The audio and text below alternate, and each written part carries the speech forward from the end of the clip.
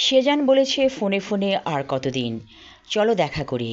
প্রথমে না করেছিল ময়ূরী, পরে বলল ঠিক আছে, কাল দেখা হবে। এই কথা শুনে সেজানের আর আনন্দ ধরে না। বলেছিল নীল শাড়ি পরে আসবে। ময়ূরী বলেছিল আমি কখনো শাড়ি পরিনি। সেজান বলেছিল তাহলে নীল থ্রি পিস। আমার তো নীল থ্রি পিস নেই, তাহলে কি পরবে?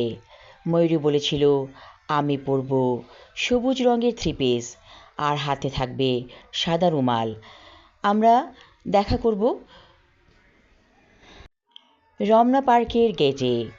কিন্তু কয় নাম্বার গেট সেটা বলেনি ময়ূরী, টকাশ করে ফোন রেখে দিয়েছে। সেজান ভেবে পায় না রমনা পার্কের কোন গেটে দেখা করবে ময়ূরী। আবার ফোন করলো, কিন্তু ফোন বন্ধ। কি আর করা, সেজান রেডি হলো এবং ময়ূরীকে সেজান বলেনি সে কী রঙের ড্রেস পরবে। তারপর একটা জিন্সের প্যান্ট আর সবুজ রঙের টি শার্ট পরে নিল সেজান। তারপর বাসা থেকে বের হলো। বাসা থেকে বের হওয়ার আগ মুহূর্তে মা বলেছিল কী রে যাচ্ছিস কোথায়, নাস্তা তো করলি না। সেজান বলল নাস্তা বাইরে করব। মা আর কিছু বলেনি, কারণ সেজান প্রায়ই এমন করে, নাস্তা না খেয়ে বের হয়ে যায়। রমনা পার্ক ওদের বাসা থেকে খুব একটা দূরে না। বেইলি রোডের অফিসার্স কোয়ার্টার থেকে রমনা পার্কে হেঁটেই যাওয়া যায়। সেজান হাঁটতে লাগলো। মনে ওর অনেক আনন্দ, আজ দেখা করবে তার মনের মানুষ। ময়ূরী এসে পড়েছে কিছুক্ষণ আগেই, কারণ ময়ূরী আরও কাছে থাকে রমনা পার্কের। সে কথা সেজানকে কখনোই জানায়নি ময়ূরী। ময়ূরী বসে আছে বেঞ্চে, কিন্তু কয় নাম্বার গেটের কাছে বেঞ্চটা তা আর মনে নেই। হঠাৎ করে ফোন বেজে উঠল। ও আচ্ছা, এটা তো সেজানের ফোন। হ্যালো বলতেই সেজান বলে উঠল, ওই যে বেঞ্চে বসে আছে মেয়েটি, সেটা কি তুমি? ময়ূরী বলল বলো তো আমি কী ড্রেস পরেছি। সেজান বলল তোমাকে বলেছিলাম সবুজ রঙের থ্রি পিস পরতে, কিন্তু তুমি নীল রঙের থ্রি পিস পরেছ। হেসে ফেলল ময়ূরী, বলল আমি তোমাকে চমকে দিতে চেয়েছিলাম। ঠিক আছে, আমাকে যখন দেখেই ফেলেছ কাছে এসো। কিন্তু সেজান আর আসছে না, দূর থেকে ওকে দেখছে। ময়ূরী তো আর সেজানকে দেখেনি, কি করে চিনবে? সেজান দেখছে কালো রঙের মেয়েটিকে নীল থ্রি পিসে আরও কালো লাগছে। একদম ভালো লাগছে না মেয়েটিকে, তার মধ্যে কোনো আকর্ষণ নেই। কি করবে, দেখা দেবে? অথচ তারা অনেক কথা বলেছে প্রেমের, যেই কথাগুলোর মধ্যে আছে বিয়ে করার প্রতিশ্রুতি। তারপর সেজান কাছে আসলো।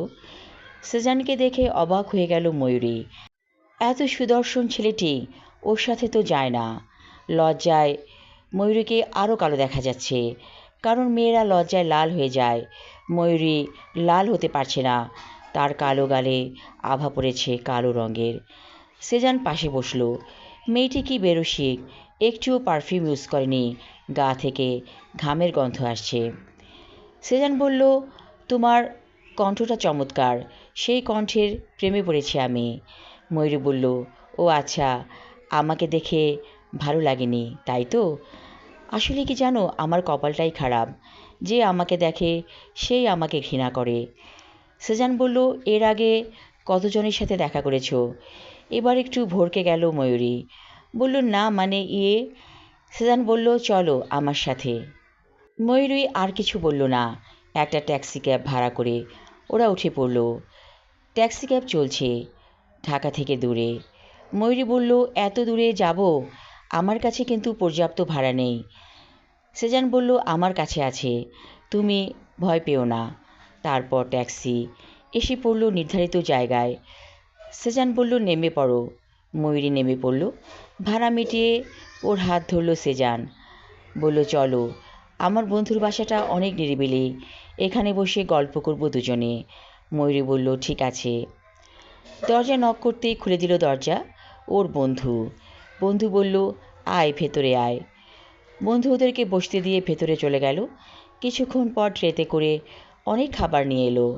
ময়ূরী বলল আসলে কি জানো, আমি কিছু খেয়ে বের হইনি। সেজান বলল আমিও কিছু খাইনি।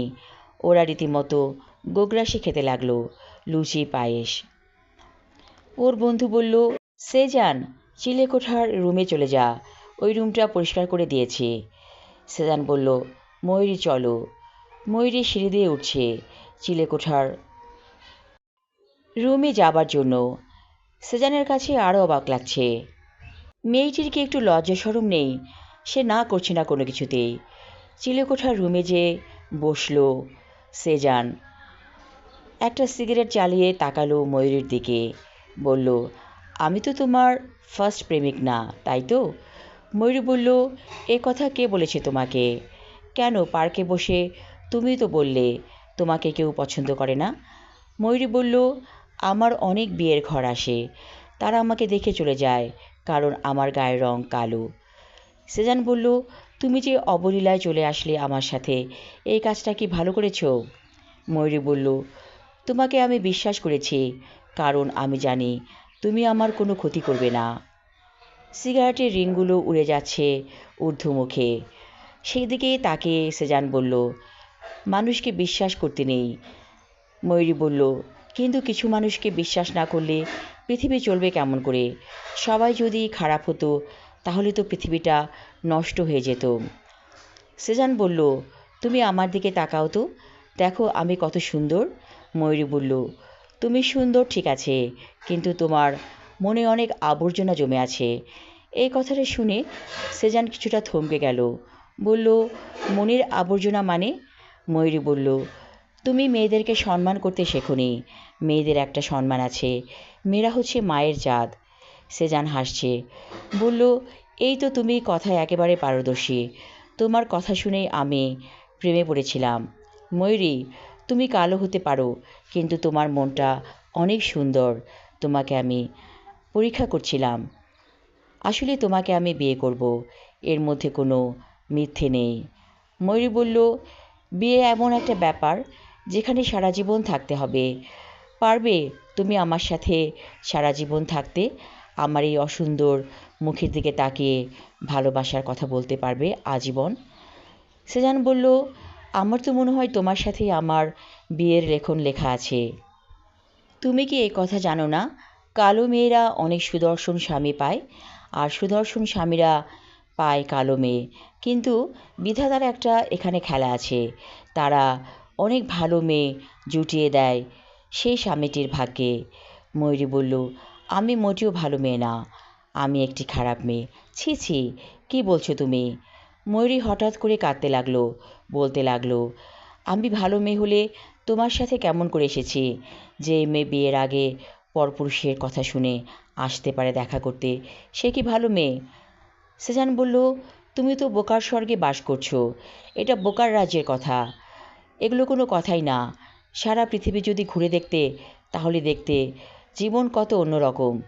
তোমার মতো মান্ধাতার আমলের কথা নিয়ে কেউ বসে নেই। এই যে আমি অনেক দেশ ঘুরেছি, কত ফার্স্ট মেয়েরা। ময়ূরী বলল, আমি অত ফার্স্ট হতে চাই না, আমি একটি সাধারণ মেয়ে। যদি এই সাধারণ মেয়েকে তোমার ভালো লাগে তাহলে তুমি বিয়ে করবে, এবং যা করার সব কিছু আমাদের বিয়ের পরে জমা থাকলো। সেজান দেখলো মেয়েটি অনেক ভালো মেয়ে। বলল, ময়ূরী, তুমি আমাকে এতটাই খারাপ ভেবেছিলে? আমি তোমার সাথে কিছুই করব না। চলো আমরা নিচে চলে যাই, এই রুমে ভালো লাগছে না। ছোট্ট একটা রুম, দম বন্ধ হয়ে আসছে। ওরা দুজনেই সিঁড়ি দিয়ে নেমে পড়ল নিচে। ওদের বন্ধু সেখানে অপেক্ষা করছে। বন্ধু বলল, কী রে, তোরা খেয়ে যাবি তো, নাকি চলে যাবার জন্য প্রস্তুতি নিচ্ছিস? সেজান বলল, ময়ূরীকে নিয়ে আজ ঘুরে বেড়াবো, বাসায় ভালো লাগছে না, দম বন্ধ হয়ে আসছে। এই কথা বলে ওরা দুজনে বের হয়ে গেল। জায়গাটা একটু নিরিবিলি, আশেপাশে তেমন যানবাহন নেই। দূরে দেখলো একটা রিকশা। রিকশায় উঠে বসলো দুজনে। রিকশাওয়ালা বলল, মামা কই যাইবেন? সেজান বলল, আপনি যেদিকে নিয়ে যাবেন সেদিকেই যাব। রিকশাওয়ালা বলল, আমি তো এখন বাসায় যাওয়ার জন্য প্রস্তুত হয়েছিলাম, তাইলে আমার বাসায় চলেন। সেজান বলল, তাহলে তো ভালোই হয়, চলেন। রিকশাওয়ালা ওদেরকে নিয়ে চলতে লাগলো তার বাসার দিকে। এই ব্যাপারটা অবাক লাগলো ময়ূরীর কাছে। কেমন করে সেজান রিকশাওয়ালার সাথে যাচ্ছে তার বাসায়? কিছুক্ষণ পর চলে এলো রিকশাওয়ালা বাসার কাছে, ছোট্ট একটা খুপড়ি। সেখানে থেমে বলল, এই যে আমার বাসা, আইজ আমার সাথে 4টা ডাল ভাত খান। সেজান বলল, আপনি রান্না করতে পারেন? বুড়ো লোকটি বলল, আমার কেউ নাই জগৎ সংসারে, আমার রান্না আমি কইরা খাই। পান্তা ভাত আছে, সাথে আছে ইলিশ মাছ ভাজা, তেলসহ। সেজান বলল, আরে তাই নাকি, আমার তো এখনই খেতে ইচ্ছা করছে। বুড়ো রিকশাওয়ালা দুটো শানকিতে ওদের জন্য ভাত বেড়ে দিল, সাথে দিল দুটো ইলিশ মাছ ভাজা আর সাথে তেল, এবং একটা কাঁচামরিচও পেয়ে গেল সেজান। বলল, আর কাঁচামরিচ নেই? বুড়ো বলল, খুঁজা দেখি থাকতে পারে। তারপর খাটের নিচে উকি মেরে দেখলো আরও একটা কাঁচামরিচ আছে, সেটাও ধুয়ে দিল ময়ূরীকে। ওরা খাচ্ছে, এত তৃপ্তির খাবার যেন খায়নি কোনো দিন ময়ূরী, এত মজা লাগছে। ময়ূরী বলল, কাকা আপনার ভাত কই? রিকশাওয়ালা বলল, আছে, আপনারা খাইলন তারপর আমি খাইতাছি। ওদের খাওয়ার পরে রিকশাওয়ালা নিজেও ভাত খেলো। তারপর বলল, আপনারা একটু বসেন, আমি আপনাদের জন্য চা লইয়া আইতাছি, ওই যে মোড়ের দোকানে চা। চলে গেল রিকশাওয়ালা। তারপর কিছুক্ষণ পরে 3 কাপ চা নিয়ে ফিরে এলো। ওরা চা খাচ্ছে। সেজান বলল, ময়ূরী, মানুষ দেখেছো, কত ভালো মানুষ। তুমি না বলেছিলে মানুষকে বিশ্বাস করতে হয়? এই তো আমি রিকশাওয়ালা কাকাকে বিশ্বাস করে তার বাসায় ভাত খেতে এসেছি। ময়ূরী বলল, বিশ্বাস করলে এভাবে 100 ভাগ বিশ্বাস করাই ভালো। ওরা যাবার সময় রিকশাওয়ালা কাকাকে 1000 টাকা দিয়ে গেল। সেই টাকাটা দিয়ে গেল সেজান। সেজানের কাছে সবসময় টাকা থাকে, কারণ বাবার ব্যবসা সেজান দেখে, সেখান থেকে কিছু টাকা সেজান পায়। পড়াশোনার পাশাপাশি বাবার ব্যবসা দেখে রাতের বেলা। ময়ূরী বলল, আমার কি পরীক্ষা দেওয়া শেষ হয়েছে? সেজান বলল, পুরোপুরি দেয়া হয়নি, আরও কিছু বাকি আছে। তোমাকে আমি আর কিছুদিন দেখব, তারপর আমরা নিজেরাই বিয়ে করে ফেলব, কারো অনুমতির তোয়াক্কা করব না। ময়ূরী বলল, না, আমরা বিয়ে করব বাবা মায়ের অনুমতি নিয়ে। সেজান বলল, তথাস্তু।